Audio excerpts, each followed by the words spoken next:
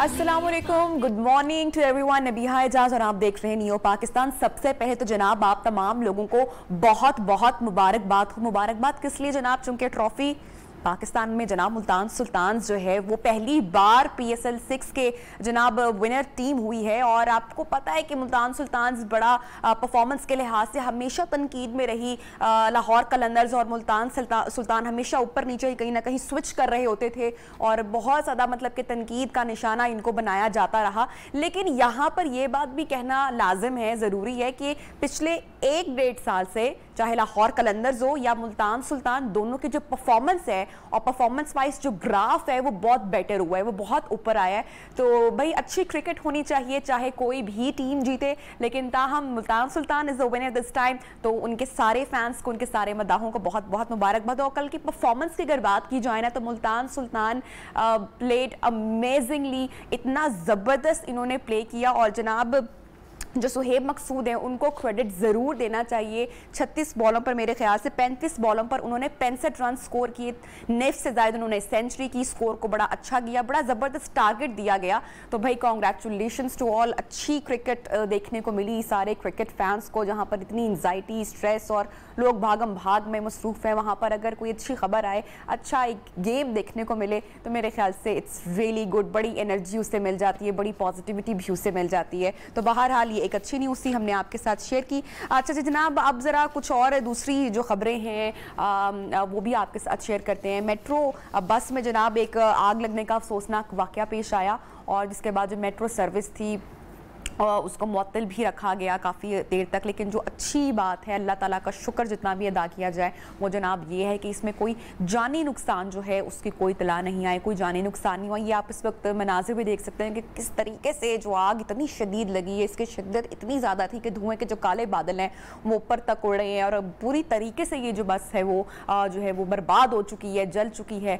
फिर भी अल्हम्दुलिल्लाह अल्लाह का 100 बार शुक्र कि इसमें कोई भी जानी नुकसान की इतला किसी तरह से नहीं मिली। यादगार मेट्रो स्टेशन के करीब यह आग लगने का वाकया पेश आया है और बस में जो आग वायरिंग है वो शॉर्ट होने के बाइस लगी है। जनाब ये तो थी खबर। अब एक और न्यूज़ आपके साथ शेयर करेंगे, एक ऐसी खबर जो हम तमाम लोगों के दिल के बहुत करीब है और जब भी हम जिक्र करते हैं तो हमारे जज्बात जो हैं वो मज़ीद उभर जाते हैं और आंखों में भी नमी आ जाती है। मैं जिक्र कर रही हूँ गुज़श्ता सर्दियों में जो एक अफसोसनाक जो हादसा, जो एक वाकया पेश आया था जनाब अली सतपारा के साथ।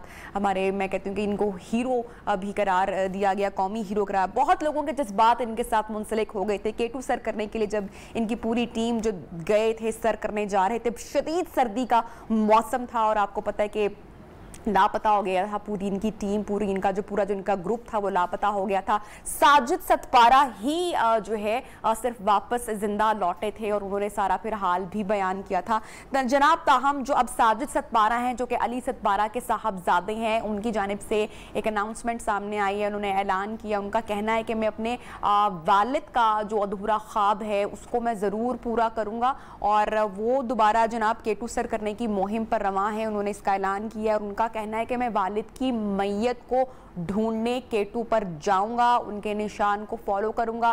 ताहम ये तो बहुत मुश्किल है कि उनकी जो मैयत है या कोई जो निशान है अगर वो मिल पाए, लेकिन अगर मैं ऐसा करूंगा तो मेरे दिल को सुकून ऐसा ही आएगा। और क्यों ना आए, चूंकि बेटे हैं उनके और जाहिर सी बात है कि औलाद को वह एहसास से शायद वो एक जो इंसान जो कहते हैं ना गिल्ट में हमेशा के लिए रह जाता है। शायद अगर अली सतपारा कभी काश ना कह पाएंगे, काश मैं वहाँ पे पहले चला गया होता या मैं जाता, तो ये काश जो है वो साजिद के दिल से हमेशा के लिए निकल जाएगा अगर वो इस मुहिम पर अब दोबारा जाते हैं।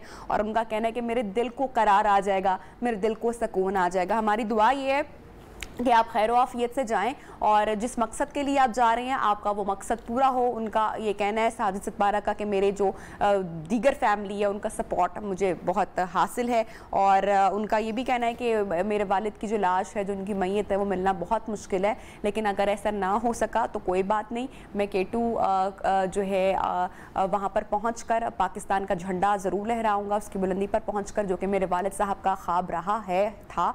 और मैं उसको पूरा करूंगा। अच्छा जी, इसी के ऊपर बात करेंगे। हमारे साथ जो है वो अयाज अहमद शिगरी साहब भी मौजूद हैं, जो कि अली सतपारा के दोस्त हैं, पहले भी हमारे शो का हिस्सा बन चुके हैं, उनकी कुछ यादें भी हमने ताज़ा की हैं। उनसे जनाब थोड़ी सी बात करते हैं और साजिद जो अब एक मिशन पर जाने वाले हैं उस हवाले से जानते हैं। जी अस्सलाम वालेकुम अयाज साहब, आप सुन पा रहे हैं? जी जी सुन रहा हूँ। वालेकुम सलाम। जी अयाज साहब, मुझे बताएगा कि साजिद ने जो अभी ऐलान किया है K2 पर जाने का दोबारा से, और वो कहते हैं कि वालिद की मैयत को मैं ढूंढना चाहता हूं और तब तक मुझे करार नहीं आएगा, और एक नई मिशन पर जा रहे हैं। कैसे आप जो है उनको सपोर्ट कर रहे हैं इसमें, और कैसे देखते हैं उनके इस फैसले को? मैं समझता हूँ कि जी साजिद ने जो डिसीजन किया बहुत अच्छा डिसीजन किया है, क्योंकि जब ये सानिया हुआ अली सतपारा का और उनकी की पूरी टीम जो है वो मिसप्लेस हो गई, और पूरी पाकिस्तान, पूरी दुनिया के मीडिया और पूरे जो भी हमारी आर्मी थी रेस्क्यू करने की कोशिश की, क्योंकि उस वक्त मौसम ऐसा था, विंटर था, -50 और 60 जा रहा था, तो वहाँ रेस्क्यू करना इम्पॉसिबल था। फिर भी हमारे लोगों ने कोशिश की, और अभी जो साजिद ने डिसीजन किया, मैं समझता हूँ बहुत अच्छा डिसीजन किया। हम इनके साथ हैं और जितनी भी हमसे सपोर्ट हो सकती है हम साजिद के लिए कर रहे हैं, इनकी फैमिली भी कर रही है, हम भी कर रहे हैं, और हमारे माउंटेनियर्स जितने भी इस माउंटेनियर्स इंडस्ट्री से वाबस्ता हैं, हम सब कोशिश कर रहे हैं, क्योंकि ये राइट टाइम है। अगर अल्लाह करे उसकी डेड बॉडी वहाँ पे मिल जाए तो यही वही वक्त है, क्योंकि इस टाइम K2 पे एक दो और एक्सपीडिशंस भी गए हैं वहाँ पे क्लाइम करने के लिए। तो साजिद के दिल में कल ये बात नहीं रहेगी कि यार मैंने अपने बाप को ढूंढने के लिए कोशिश नहीं की, और क्योंकि ये कोई नॉट वेरी इजी डिसीजन और बहुत बड़ा डिसीजन है, और अबव 8000 मीटर्स पे जाके वहाँ पे करना, क्योंकि अली साजिद जो है ऑलरेडी ही यंगेस्ट क्लाइंबर है जिन्होंने K2 को क्लाइम किया हुआ है, उनके पास ऑलरेडी इस रूट का भी एक्सपीरियंस है और K2 का भी एक्सपीरियंस है। तो अल्लाह ताला उनको कामयाब करे, हमारी दुआएं उनके साथ है। और अली, मैंने आपके शो में पहले भी कहा था, अली बुलंदियों पे रहना पसंद करता था, अभी भी वो इस बुलंदी पे है। तो दुआ करें अल्लाह इसको कामयाब करे, हमारे साजिद को बिल्कुल कामयाबी अता फरमाए। हमारी भरपूर दुआएं जो हैं वो साजिद सतपारा और उनके इस मिशन के साथ हैं, और मैं बार बार ये कह रही हूँ कि जो उनका मकसद है, जिस मकसद के लिए वो जा रहे हैं, अल्लाह ताला उनको इस मकसद में कामयाबी और कामरानी अता फरमाए। यकीनी तौर पर एक बेटा है, बेटे के जज्बात बहुत ज़्यादा होते हैं, और बाप का इस तरीके से बिछड़ जाना, जहाँ पर कौम के लिए इतना बड़ा धचका है और हम लोग इतने जज्बाती हैं, वहाँ पर बेटे के जज्बात यकीनी तौर पर बहुत ज़्यादा होंगे। आपकी बात हुई हो बिल्कुल साजिद सतपारा से, तो क्या कहना था, कितने जज्बाती वो दिखाई दे रहे थे इस मिशन को लेकर? मैंने उसको देखा था अभी रिसेंटली, मेरी हम परसों हमारी मीटिंग्स में, हमारी शंग्रीला में एयर सफारी आपकी शुरू हुई थी कराची से इस्लामाबाद, तो वहाँ उसको बुलाया गया था, और उस एयर सफारी का नाम ही मोहम्मद अली सतपारा के नाम पे डेलीगेट किया गया था, और ये एयर सफारी मोहम्मद अली सतपारा पे ही रखी गई थी। और वहाँ पे मुझे मेरी साजिद से बात हुई, तो वहाँ पे उनसे मेरी मुलाकात हुई थी। लेकिन मैं ये समझता हूँ कि ये अली ने डिसीजन किया, साजिद ने बहुत अच्छा डिसीजन किया। कल को उसके दिल में ये नहीं रहेगा, क्योंकि जो भी उसकी अपनी एक जिम्मेदारी थी, अपने जवान बेटे के होने के नाते अपने बाप को वो जो उस मंजिल पे खो के आया, और वहाँ पे जो बोटलनेक के पास, तो वो जाएगा इंशाल्लाह, कोशिश करेगा। ऊपर उम्मीद है, क्योंकि ऑलरेडी इसमें पाकिस्तान का हलाली परचम जो है वो K2 की बुलंदी पे लहराया हुआ है, इसको एक्सपीरियंस भी है, और इसकी जो ख्वाहिश है, इसकी जो तमन्ना है, क्योंकि टाइम बहुत तेजी से गुजर रहा है और वो गुजर भी जाएगा, और इसने बहुत अच्छा डिसीजन किया, और जाके वहाँ पे कोशिश करेगा इंशाल्लाह अल्लाह ताला उसकी डेड बॉडी वहाँ पे नजर आ गई। बाकी जो हमारे साथ दो और भी इंटरनेशनल क्लाइंबर्स हैं उनकी भी मिल जाएगी, तो कम से कम साजिद जो है वो खुद अपने जो इसके जज्बात है उसको वो कंट्रोल करेगा। साहब ये भी बताएगा, साजिद सतपारा अब जिस मिशन पर जा रहे हैं, कौन कौन से किन किन मौसमियाती चैलेंजेस का सामना करना पड़ सकता है अभी उनको इस वक्त में? अभी क्योंकि इस टाइम जो है जी मौसम बहुत अच्छा है, और अभी यहाँ पे भी जो हमारे स्पेशली कराकम के अंदर इस साल इतना वेदर अच्छा नहीं जा रहा है जिस तरह हमें उम्मीद की कि वो होगा, लेकिन अभी जो है वो वेदर ठीक आ रहा है, और मैं समझता हूँ कि ये जून और जुलाई जो है the best time to submit the K2, और ये अच्छा टाइम पे उसने डिसीजन किया, और बेस्ट टाइम भी हमारे पास जो होता है वो जून और जुलाई होकर ज़्यादा लेट हो गए अगस्त। लेकिन नॉर्मली हमारी जितनी भी अटेम्प्ट्स होती हैं, सक्सेस होती है, वो हमारी जुलाई में होती है और उम्मीद है कि वो वहाँ पे जाके अपने जो मिशन है उसको कामयाब करेगा। हमारी पूरी कौम, हमारे गिलगित बल्तिस्तान और पूरा पाकिस्तान उसके साथ खड़ा है। तो हम दुआ करेंगे कि अल्लाह ताला हमारे इस लेजेंड की जो डेड बॉडी है वो हमें मिले, तो हम उसको देखते हैं, अगर पॉसिबल हुआ तो वो उसको नीचे हम रेस्क्यू करके स्कर्दों की तरफ लाएंगे। अभी डिपेंड करता है वहाँ पे हमारा जो साजिद जा रहे हैं टीम के साथ, तो वो वहाँ पे क्या सूरत हाल है। और फिर वहाँ थोड़ी सी रोप्स के भी काफ़ी इश्यूज हैं, उस पर भी साजिद मेरा ख्याल से जो डिस्कस हुआ था वो भी चाह रहा था कि उनको भी क्लीन अप करने के लिए थोड़ा सा साथ उसका कोशिश करेगा। जो मेटल वाटर लाइक जो रोप्स लगी हुई हैं एक्स्ट्रा, उनकी कोशिश करेंगे जितना भी वो हो सकता है वो वहाँ से उसको निकालेंगे। तो बाकी हम दुआ कर सकते हैं अल्लाह ताला उनको कामयाब करे। शिकरी साहब, मुझे बताइएगा कि जब ये हादसा पेश आया था तब हुकूमत की जानिब से भी प्रॉपर आपको पता है कि रेस्क्यू ऑपरेशन किया गया था ताकि जौली सतपारा हैं उनकी मैयत को वहाँ से ढूंढा जाया जा सके, निकाला जाया जा सके। अभी जब साजिद सतपारा वहाँ पर जा रहे हैं, उनका जो है वो हौसला अफजाई के लिए हुकूमत से भी क्या कोई अपील है कि कोई मदद की कोई दरख्वास्त है किसी किस्म की साथ की? उसमें अभी तक तो गवर्नमेंट का कोई ऐसा ख्याल है, कोई डिसीजन नहीं है। ये साजिद ने कोई डिसीजन किया और इंटरनेशनल जो इनके क्लाइंबर्स, इनके अली के जो दोस्त थे, उनकी सपोर्ट इसको हासिल है, जॉनसन की फैमिली का सपोर्ट हासिल है, और लोकल जो हमारे कम्युनिटी के जो लोग हैं हमारे गिलगित बल्तिस्तान के, उनका रोल है। आई थिंक मेरा नहीं ख्याल है कि गवर्नमेंट की तरफ से कोई ऐसी उसको सच फंडिंग की गई है एक्सपेडिशन के लिए, कोई ऐसा स्पॉन्सर उसको ख्याल नहीं मिला। ये अपनी मदद आपके तहत और जो हमारे इंटरनेशनल माउंटेनियर्स है दुनिया में, उनकी थोड़ी बहुत ठीक है शिकरी साहब, बहुत शुक्रिया, आपने अपना कीमती वक्त निकाला और बात की साजिद के साथ। पूरी कौम की दुआएं हैं, हमारी दुआएं हैं, अल्लाह ताला उनके हौसले यूं ही बुलंद रखे, उनको कामयाबी और कामरानी अता फरमाए, जिस मकसद के लिए वो जा रहे हैं उसमें उनको कामयाब करें, आमीन। जनाब जाएंगे ब्रेक पर, और जब ब्रेक से वापस आएंगे तो एक ऐसे बहादुर पाकिस्तानी से आपकी मुलाकात करवाएंगे जिसने मोटरसाइकिल पर पूरे पाकिस्तान का सफ़र किया है, और इसके साथ साथ फ़लस्तीन का जो उनका दौरा रहा वो कितना जज्बाती रहा, वहाँ पर जो मुसलमान मौजूद हैं उनके जज्बात क्या हैं, ये भी हम जानेंगे अबरार की ज़बानी। और साथ साथ आज के प्रोग्राम में चूँकि इट्स फ्राइडे और आपको कुछ हेल्दी ब्रेकफास्ट से मुतल्लिक भी देंगे टिप्स। इन नियो पाकिस्तान साथ रहिएगा।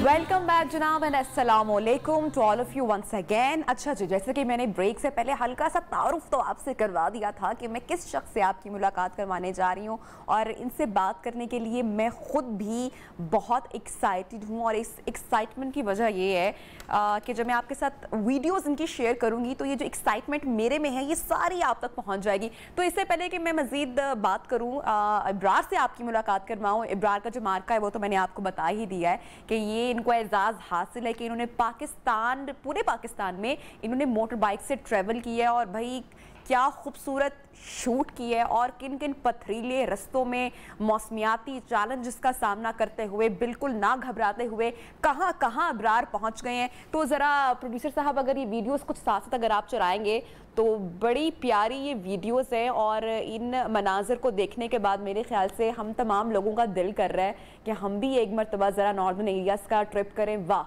अच्छा शूट बड़ा अमेजिंग किया गया है, वीडियोस बड़ी ज़बरदस्त शूट की गई हैं। अब आप ये देखें, पानी पर भी बाइक चला रहे हैं, कोई फिल्मी सीन लग रहा है मुझे तो। पथरीले पहाड़ हैं, पथरीले रास्ते हैं, कहीं पर बर्फ़ है, कहीं पर ठंड है, कैंपिंग खुद की हुई है इन्होंने, और जा रहे हैं भाई अकेले। और मैं इब्रार से पूछना भी चाहूँगी कि इतना ज़बरदस्त और ये प्रोफेशनल शूट जो करने के टिप्स हैं वो हमें ज़रूर दीजिएगा, ताकि जब हम भी ज़रा मरी शरी जाएँ तो हमारा भी लगे कि हम भी किसी हुंजा स्वाद से होकर आए हैं। और कल्चर दिखा रहे हैं, मुख्तलिफ हमारी जो हिस्ट्री है वो भी दिखा रहे हैं।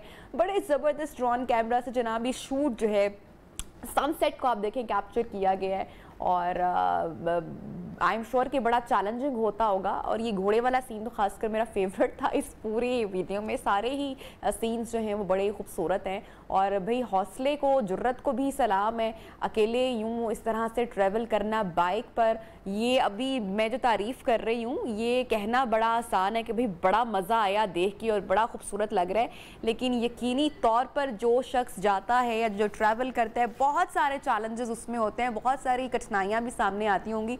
उन सारे चैलेंजेस के हवाले से बात करेंगे अब्रार से, और साथ साथ आपको ये भी बताएं जनाब, अब्रार ने जर्मनी टू पाकिस्तान भी मोटरसाइकिल पर ट्रैवल किया है। इंडिया तक जाने का भी इनका इरादा है, जो कि कोविड की वजह से गालिबन पूरा नहीं हो सका। इसके साथ साथ ऑस्ट्रिया भी ये जा चुके हैं, नॉर्वे का भी ट्रैवल कर चुके हैं, और पाकिस्तान में जहाँ जहाँ इन्होंने ट्रैवल किया है ऑन बाइक, मैं ज़रा वो लिस्ट आपके साथ शेयर कर दूं जनाब। हुंजा है, एलओसी है, कुमरात वैली है, कटोरा लेक है, कैलाश वैली है, मुल्तान, ननकाना साहब, ये वो सारी जगह हैं जो अब्रार ने कवर की हैं ऑन मोटर बाइक। जनाब वेलकम आपको, अब्रार कहते हैं on our show Neo Pakistan में। मुझे तो बताइएगा सबसे पहले कि बाइक पर घूमने का ये जो इरादा है पूरे पाकिस्तान में, किससे आप इंस्पायर हुए और कितना चैलेंजिंग रहा ये पूरा सफ़र? सबसे पहले तो thank you so much for having me on your show.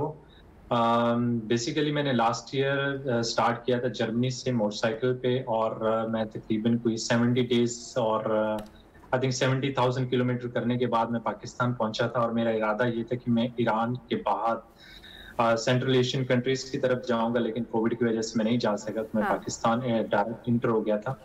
और वहां पे मेरे पास टाइम था, इंडिया के बॉर्डर्स भी बंद थे, तो मेरा इरादा ये था कि मैं पाकिस्तान को अच्छी तरह एक्सप्लोर कर रहा हूँ और आप लोगों को उसकी खूबसूरती दिखा सकूं। क्योंकि जब आप बाइक पे ट्रैवल करते हैं तो आप पूरी एटमॉस्फेयर, आपके साथ जो इन्वायरमेंट होती है उसको एब्जॉर्ब कर रहे होते हैं, लोगों को देख रहे होते हैं, वो सारी चीजें जो नॉर्मली आप कार में या किसी और मोड ऑफ ट्रांसपोर्टेशन में मिस कर रहे होते हैं, वो कैमरे की आंख जो है ना वो आपके साथ साथ जैसे आप राइड कर रहे होते हैं वो कैप्चर कर रही होती है। और उसको दिखाने में ऑफ कोर्स एक डिफिकल्ट टास्क होता है कि आप उसको अपनी ऑडियंस तक अपने जो इमोशंस जो आप फील कर रहे होते हो उस टाइम वो किस तरह कन्वे करते होते हैं।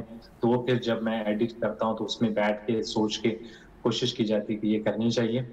और इसको करने के लिए ऐसा कोई इंस्पिरेशन नहीं थी, बस एक ख्वाब था हमेशा से कि मैं ट्रैवल करूं। और कभी ये नहीं सोचा था कि मैं बाइक पे करूंगा, लेकिन टाइम के साथ साथ हर बंदे के ख्वाब, प्रायोरिटीज वो चेंज होती रहती हैं। अच्छा मुझे बताइएगा, ये जितने भी क्लिप्स मैं देख रही हूँ, हमारी ऑडियंस देख रही है, और आई एम श्योर कि सारे बड़े एक्साइटेड हैं ये सारा देख के मनाजिर, ये इतने ज़बरदस्त शॉट्स आपने इतने कैसे बना लिए? क्योंकि बहुत ज़बरदस्त हैं और प्रॉपर टाइम देकर आपने कैप्चर की हुई है हर जगह की खूबसूरती को, आपने कि कुछ रह ना जाए वो आपने कैप्चर करने की कोशिश की हुई है भरपूर तरीके से। कितनी किट अपने साथ आप कैरी किए हुए जा रहे थे, क्या क्या था उसमें? आई थिंक मेरे पास जो सबसे ज्यादा वेट था वो कैमरा इक्विपमेंट का था। मेरे पास ऑलमोस्ट 15 to 20 किलोग्राम जो वेट होगा वो कैमरा इक्विपमेंट होगा, और उसके बाद जो 10 से 15 किलो होगा वो बाकी चीजें होंगी। तो मोस्टली मेरे पास कैमरा इक्विपमेंट था, और इन चीजों को कैप्चर करने के लिए मैं पहले से ऑलरेडी प्लान करता था कि मैं किस जगह जा रहा हूँ, वहां का टाइम कौन सा लेना चाहिए, कि मतलब अगर वहां का सनसेट खूबसूरत है तो मैं सनसेट के टाइम वहां पे होऊंगा। तो हर चीज जो उस एरिया की खूबसूरती होती है उसको वेल प्लान मैंने कोशिश की थी एटलीस्ट। लेकिन ये एडवेंचर में आप कोई प्लान जो करते हैं होता अक्सर नहीं है, लेकिन एटलीस्ट मैंने कोशिश जरूर की है कि मैं उसको एक अच्छे टाइम पे कैप्चर कर सकूं। और उसके बाद मेन चीज होती है कि आप उसको फिर एडिट किस तरह करते हैं। एडवेंचरस तो आपका ये ट्रिप कितना रहा ये तो हम देख रहे हैं और खुद भी एक्साइटेड हो रहे हैं, लेकिन खतरनाक कितना रहा वो बताइएगा। बिल्कुल ये डेंजरस होता है, स्पेशली अगर आप माउंटेन्स रोड पे जा रहे होते तो आपको फुल कंसंट्रेशन से चलाना पड़ता है। एक पत्थर भी आ जाए तो बाइक स्लिप होकर गिर जाती है, और अगर साथ में खाई वगैरह तो वो थोड़ा सा और डेंजरस हो जाता है। तो उन चीजों को देख के थोड़ा सा जो है वो मेरी कोशिश ये होती थी कि मैं कोई अननेसेसरी जो कोई भी रास्ते में कोई अक्सर बंदा हो जिसे हम पंजाबी में उर्दू में कहते हैं कि शोखों की तरह जो है ना वो थोड़ा सा जरा स्पीड से चला लो या कुछ भी कर लो, आप कुछ इस तरह के काम करते हैं जिससे हो सकता है कि आप अपनी जान को और ज्यादा खतरे में डाल सकें। तो वो मैं उन सारी चीजों को कोशिश करता था कि मैं अवॉइड करूं और एक अपने ट्रैवल पे फोकस करूं, जो इन्वायरमेंट मुझे जो सीनरी मिल रही है उसको एंजॉय करूं, और साथ साथ जो है ना उसको रिकॉर्ड करूं। अच्छा, आप बताइएगा अब्रार, जितने लोग आपको देख रहे हैं, मुझे बहुत शौक है ट्रैवलिंग का और मेरा बड़ा दिल करता है मैं हुंजा वाली साइट को एक्सप्लोर करूं, मैं वहां पर जाऊं, but you know some time नहीं टाइम मिल पाता या हम नहीं प्लान कर पाते और हम बैठे रह जाते हैं। जितने लोग इस वक्त आपको देख रहे हैं उनको आपका जो फेवरेट जगह आपने एक्सप्लोर की हो, अब मैं चाहूँगी कि उस बारे में ज़रूर बताएं कि जब भी कोई ट्रैवल अपना प्लान करे इस जगह पर तो वो ये जगह मिस मत करे जो आपने देखी और बहुत ही भी आपको लगा कि जन्नत का मंजर है। पाकिस्तान में स्पेशली बहुत सारी जगह हैं जिनके अगर मैं नाम लेने बैठ जाऊं तो वो डिफिकल्ट होगा कि सब जगहों के, लेकिन कुछ जगह ऐसी होती हैं जो आपके जहन में बैठ जाती हैं। उनमें से एक जगह है दियोसाई प्लेन्स। दियोसाई प्लेन्स की खूबसूरती को बयान करना अल्फाज में बहुत मुश्किल है, और स्पेशली जो सनसेट का टाइम होता है और अगर आपको एक डिफरेंट सा वेदर मिल रहा है जो हर 5-10 मिनट के बाद चेंज हो रहा है और जो वहाँ पे लाइट पड़ती है सनसेट की, वो इंतहाई खूबसूरत मनाजिर होते हैं। फिर उसके बाद एक होपर विलेज है बिल्कुल हुंजा के साथ ही है। अगर आप करीमाबाद का नाम मोस्टली लोगों ने सुना होगा, वहाँ से तकरीबन 1-1.5 घंटे की ड्राइव पे, वहाँ की रोड भी इतनी बुरी नहीं है कि वहाँ पे पहुँच जाते हैं। तो वो इंतहाई खूबसूरत विलेज है और मोस्टली लोग वहाँ पे नहीं जाते, तो मेरे ख्याल में लोगों को उधर जाना चाहिए। फिर चाइना बॉर्डर की तरफ जाते हुए रास्ते में एक वैली आती है चपुरसन वैली, वो बहुत खूबसूरत है। गिजर वैली है, चित्राल वाली साइड है, तो ये बहुत खूबसूरत एरियाज है। हम लोग मोस्टली उन एरियाज में नहीं जाते। मैंने देखा है कि मेन टूरिस्ट रूट जो है वो आगे गिलगित से लेके आगे खुंजराब टॉप की तरफ है, लेकिन जो दूसरे एरियाज है वहाँ पे कम टूरिस्ट है, तो उन एरियाज को भी एक्सप्लोर करना चाहिए। अच्छा अब्रार, एक वीडियो एक शॉट मैंने देखा है, अगर हम दोबारा भी हमारी ऑडियंस भी स्क्रीन पे देख सकेगी, बड़ा मुझे इंटरेस्टिंग लग रहा है और बड़ा मुझे डेंजरस लग रहा है। आपने वो स्टंट करने की कोशिश की है या आपने कोई एडवेंचर करने की कोशिश की है? I want to no.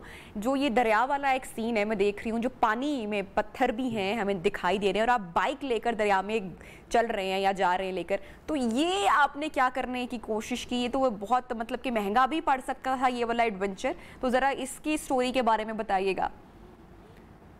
Basically अगर माउंटेन्स पासिस जो हैं वो एक वैली को दूसरी वैली से जब कनेक्ट करते हैं तो उनका जो ट्रैक्स होते हैं वो ऑफ रोड ट्रैक हैं, तो वहाँ पे मोस्टली 4x4 जीप्स जाती हैं या बाइक्स जाती हैं। तो वहाँ पे इस तरह की वाटर क्रॉसिंग्स बहुत सारी होती हैं, तो अक्सर अगर बारिश वगैरह हुई है तो बहुत ज्यादा पानी होता है। और ये जो जगह है यहाँ पे तो पूरा का पूरा वो जो एक बड़ा सारा नाला है या जिसे आप दरिया भी कह सकते हैं, तो वो उस ट्रैक से गुजर के जाता है। तो वहां पे मुझे तो वहां से गुजरना था क्योंकि उसके बगैर कुछ चारा नहीं था। और पानी इतना ज्यादा था कि मुझे नीचे नजर नहीं आ रहा था कि पत्थर कितने बड़े हैं। और अक्सर ये होता है कि जब आप बाइक लेके जाते हैं और बाइक वहां पे फंस जाए तो फिर डिफिकल्ट होता है वहां से निकलना। तो मेरे साथ भी सेम यही हुआ था, मुझे नहीं पता था कि कितने बड़े पत्थर है नीचे। तो बाइक जहाँ वहां पे रुकी थी उसके बिल्कुल सामने पत्थर था, तो उसके बाद कंट्रोल होना मुश्किल है। अच्छा, कोई इंटरेस्टिंग कोई वाकया पेश आया और पूरे सफ़र के दौरान कोई आप शेयर करना चाहें? जिस तरह कि एक तो आपने ये बताया दरिया वाला वाकया एक हुआ कि आपको पता नहीं था कि कितनी डेप्थ है और काफ़ी वो गहरा था और ऑब्वियसली डेंजरस भी है। इसके अलावा अगर कोई और इंटरेस्टिंग वाकया आप शेयर करना चाहें सबके साथ। इंटरेस्टिंग वाकयात, फॉर एग्जांपल जब मैं पाकिस्तान से जर्मनी से जब निकला था तो मैंने ईरान क्रॉस किया था, तो वहाँ पे कुछ जगह थी फॉर एग्जांपल जहाँ पे 54 डिग्रीज के करीब जो है वो टेम्परेचर था। तो डेजर्ट में से गुजरना, वहाँ पे डेजर्ट में एक तूफान टाइप आया हुआ था कि इतनी गर्म और तेज हवा चल रही थी कि राइड करना जो है वो टफ होता है। तो मोस्टली जो याद रहते हैं बाद में वो इस तरह के जो डिफिकल्ट लम्हे होते हैं वो आपकी मेमोरी में हमेशा जो है वो घूम रहे होते हैं। जो इजी होते हैं वो आपको थोड़ा सा सोचना पड़ता है उनके बारे में। अमेजिंग। अच्छा, कभी कुछ कोई नुकसान हो गया हो, कोई चोट लग गई हो, खाना ना मिला हो कहीं आसपास, तो किस तरह से सारा इंतजाम और बंदोबस्त करते थे आप? अपने साथ क्या क्या कैरी करके लेके जाते थे अपने कैमरा इक्विपमेंट और किट के अलावा? बेसिकली मैं जब सुबह राइड करने के लिए निकलता था तो मैं सेल्फ सफिशिएंट होता था कि अगर मुझे खुदा न खास्ता रास्ते में कुछ खाने के लिए कुछ नहीं मिलता तो मेरे पास अपना चूल्हा था, मेरे पास खाने का पूरा सामान था, मेरे पास सोने का पूरा सामान था। आपने वो किया कैंप दरिया किनारे लगाकर और जो है दरिया में कांटा फेंक कर, मछली पकड़कर, लकड़ियां जलाकर मछली पकाने का एक्सपीरियंस किया आपने? नहीं, इस तरह का मैंने कोई एक्सपीरियंस नहीं किया। मैं अपने साथ ये बहुत फिल्मी है, हमने अक्सर फिल्मों में देखा है ऐसा। Thank you so much Ibrar, आपने हमें ज्वाइन किया और अपने इतने एडवेंचरस ट्रिप के बारे में आपने हमें बताया। आपको बेस्ट ऑफ लक जनाब, अगर आप और भी कुछ इस तरह के ट्रिप्स प्लान कर रहे हैं तो बहुत सारी दुआएं आपके साथ। जनाब ब्रेक पे जाएंगे और जब ब्रेक से वापस आएंगे तो हेल्दी ब्रेकफास्ट क्या होना चाहिए जिसको हम इग्नोर कर देते हैं और भूल जाते हैं कि बस भाई दुबला हो जाएंगे, आंखें बंद कर लेते हैं कि भाई नाश्ता छोड़ देंगे, तो ये कितना गलत आप अपनी बॉडी के साथ, अपनी सेहत के साथ करते हैं। इस हवाले से आज ज़रूर बात करेंगे इन नियो पाकिस्तान, साथ रहिएगा। नियो पाकिस्तान। अस्सलामुअलैकुम once again and good morning to all of you. New Pakistan और मैं हूं नबीहा एजाज। जनाब जैसे कि ब्रेक से पहले आपसे वादा किया था कि सुबह के जो नाश्ते की अहमियत है उस पर आज हम आपसे ज़रूर बात करेंगे। और सुबह के नाश्ते की आज हम बात इसलिए कर रहे हैं कि यूजली ख़वातीन दुबला होने के लिए, स्मार्ट होने के लिए अगर सबसे पहले कोई चीज़ कॉम्प्रोमाइज़ करती हैं तो वो होता है आपका सुबह का नाश्ता। और बच्चे भी स्कूल जाने से पहले माओ को बेहद परेशान करते हैं, सुबह का नाश्ता नहीं करते। तो आज हम आपको बताएंगे कि एक्चुअली आपका जो ब्रेकफास्ट है वो क्या होना चाहिए और वो कितना ज़रूरी है। डॉक्टर ज़ैनब जो कि माहिर ग़िज़ाइयत हैं वो हमारे साथ मौजूद हैं। जी अस्सलाम वालेकुम, गुड मॉर्निंग डॉक्टर साहिबा। बताइएगा कि सुबह का नाश्ता जो है वो क्यों है इतना ज़रूरी और इसकी अहमियत हमेशा से शुरू से बहुत ज़्यादा रही है। वालेकुम अस्सलाम। ब्रेकफास्ट की इम्पोर्टेंस हमेशा से इसलिए ज़्यादा रही है क्योंकि हमने एक पूरा रात जो है वो गुजारी है, हमारे बॉडी के सेल्स जो हैं वो भूखे हैं, आप कह लें प्यासे हैं। उठते ही उनको एक जो चीज चाहिए, कैलोरीज चाहिए, एक एनर्जी चाहिए, सारा दिन जो उन्होंने काम करना है उस चीज के लिए वो उन्होंने ब्रेकफास्ट से ही गेन करनी है। और हमारा ब्रेकफास्ट जो है वो इम्पोर्टेंट इसलिए भी होता है क्योंकि ब्रेकफास्ट जो है वो मोस्ट हैवी मील हम लोगों ने लेना होता है। लेकिन हम मिस्टेक ये कर देते हैं कि हम उस मोस्ट हैवी मील को सबसे पहले कॉम्प्रोमाइज करते हैं, जैसे कि आपने पहले। अब कॉम्प्रोमाइज करने में हम क्या करते हैं, हम खाना पीना बिल्कुल छोड़ देते हैं। हम अपने ब्रेकफास्ट को कह लें कि एक रोटी पराठे से रिप्लेस करके हम एक बिल्कुल सिंपल सा, इवन मैंने तो लोगों को ये देखा है कि एक अंडा खा लिया, मेरा नाश्ता हो गया, बस मैं इसके बाद अब कुछ नहीं खाऊंगी क्योंकि मैं वेट लॉस कर रही हूँ। ये वेट लॉस करने का सबसे गलत तरीका है, क्योंकि जब आपने वेट लॉस करना है, आप उसके लिए कंसर्न हैं, तो आपको उसके लिए थोड़ी मेहनत भी करनी पड़ेगी। आपको सोचना समझना पड़ेगा कि आप क्या चीज लें ऐसी कि वो आपके वेट को कम भी कर रही हो। अच्छा डॉक्टर ज़ैनब, अगर मैं आपसे पूछूं कि एक हेल्दी ब्रेकफास्ट अगर आप आज नियो पाकिस्तान में हमारी सारी ऑडियंस को बता दें कि ख़वातीन हों, मर्द हों, बच्चे हों, उनके लिए एक जो प्रॉपर सुबह की जो मील है या जो नाश्ता है वो क्या होना चाहिए, तो आप क्या बताएंगे? देखिए, प्रॉपर ब्रेकफास्ट जो है वो हर किसी की नीड्स के साथ साथ वेरी करेगा, लेकिन हम एक जनरल डाइट प्लान जो है उसको डिस्कस जरूर कर सकते हैं, जिसमें मैं बहुत सारे ऑप्शंस दे दूंगी, जिसको जो पसंद आए वो ऑप्ट कर लें। जैसे हम लोग ब्रेकफास्ट करने में सबसे पहले क्या प्रेफर करते हैं, हमें लगता है अगर हमने अपने बच्चों को अंडा पराठा दे दिया तो इससे हेल्दी चीज हमने उनको और कोई दे ही नहीं सकते, लेकिन वो कैलोरी सरप्लस में चले जाते हैं और बच्चे जो है वो उससे नींद का शिकार रहते हैं। स्कूल जाने से पहले हम बच्चों को ब्रेकफास्ट में क्या दे रहे होते हैं, या तो अंडा पराठा दे रहे होते हैं या अंडा ब्रेड दे रहे होते हैं। हमारी डेली बेसिस पे यही रूटीन होती है कि हम खुद बच्चे को भेजना है। जैसे फॉर एग्जांपल बच्चे ने 8 बजे स्कूल जाना है तो मदर्स खुद ही 7:30 उठ रही होती हैं, उठते ही उनको अंडा ब्रेड या अंडा पराठा वही डेली बेसिस पे जो बनाया वही उनके आगे रख दिया कि बच्चे खा लें और चले जाएं। बच्चों पे मेहनत जब तक हम नहीं करेंगे वो अच्छा ब्रेकफास्ट कभी भी नहीं खाएंगे या वो चीज नहीं खाएंगे जो हम उनको देना चाह रहे होंगे। अगर हम बच्चों की बात करें तो उनके लिए अगर हमने अपने फूड ग्रुप्स हर ग्रुप के लिए पूरे करने होते हैं। जैसे बच्चों की अगर मैं बात करूं, बच्चों को आप अंडा ब्रेड जरूर दें, लेकिन आप उसको फ्रेंच टोस्ट